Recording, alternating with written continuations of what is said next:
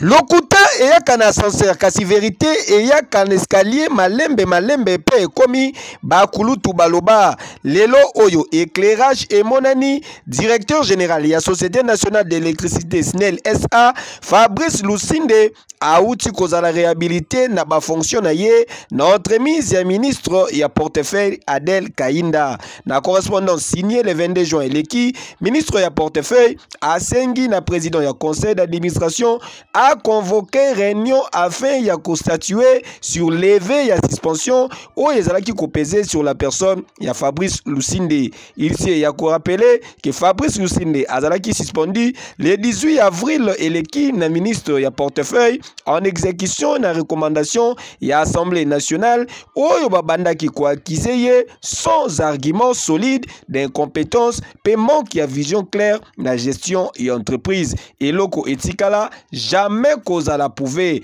alors que en quelques mois seulement na tête ya Société nationale d'électricité Fabrice Lusinde a boujaki makambo nyonso et komaki kozonga à la normale et loko esepelisaki te ba ennemi ya mboka oyo ba montelaki ye ba faux dossier lelo oyo yankuku ebimi na mposa Fabrice Lusinde azali kozonga na ngwende na ye na lopoto baloba quelle que soit la durée de la nuit le soleil apparaîtra. Et que yo